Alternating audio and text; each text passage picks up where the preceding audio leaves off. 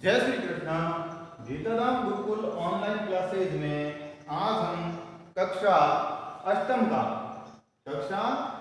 का विषय है हिंदी।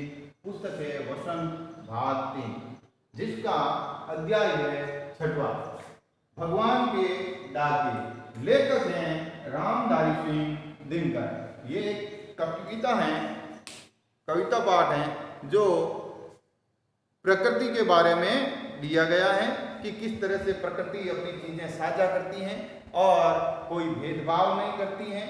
एक जगह की चीज में दूसरे जगह का कोई द्वेष नहीं होता है। ये है जो चीजें इसमें पाठ में दी गई हैं।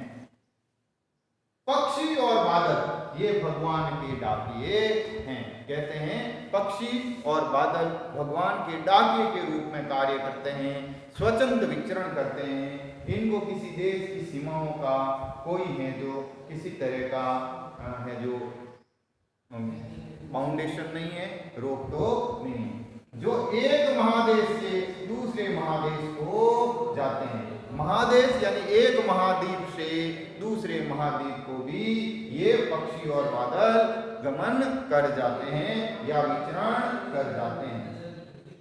हम तो समझ नहीं पाते हैं, मगर उनकी लाई गई चिट्ठियां पेड़ पौधे पानी और पहाड़ पहुंचते हैं। वो कहते हैं इंसान के तो समझ में नहीं आती है इनकी भाषा, इनका संदेश इंसान के समझ में नहीं आता है, मगर इनकी लाई गई चिट्ठियां पेड़ पौधे पानी पहाड़ और प्रकृति है जो निश्चित रूप से समझ पाते हैं। इनका संदेश बादल और पक्षियों द्वारा लाए गए संदेश को प्रकृति अच्छी तरीके से समझती है।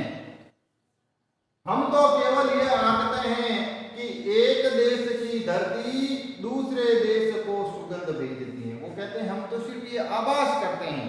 जब ये बादल और पक्षी आते हैं, प्रवास पे इधर उधर पक्षी आते हैं या बादल हैं जो मानसून के रूप में आते हैं, तो हम तो सिर्फ ये आभास करते हैं कि एक जगह एक महादेश की चीज दूसरे महादेश में है जो सुगंध भेजती हैं, अपना संदेश भेजती हैं। और वह सौरभ हवा में तैरते हुए, यानी वो सुगंध हवा में तैरती हुई और पक्षियों की पंखों पर तिरता है और पक्षियों की पंखों पर तिरता हुआ वो हम तक पहुंच जाता है।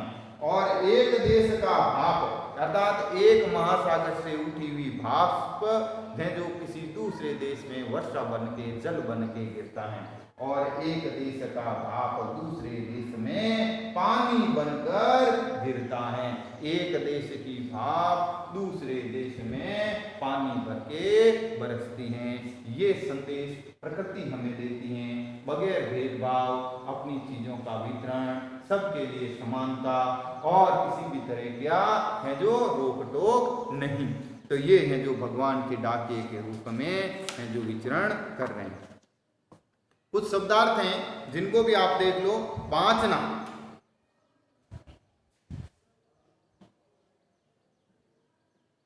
शब्दार्थ पांचना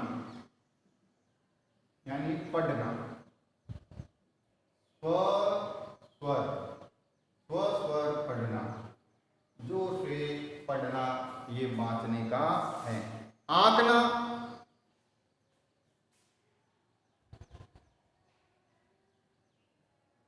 आंकना, अनुमान लगाना, अनुमान लगाना, बांचना और आंकना, अनुमान लगाना। पांख,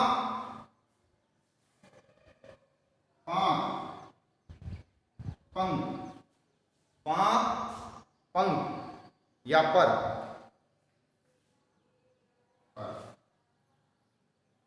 सौरभ,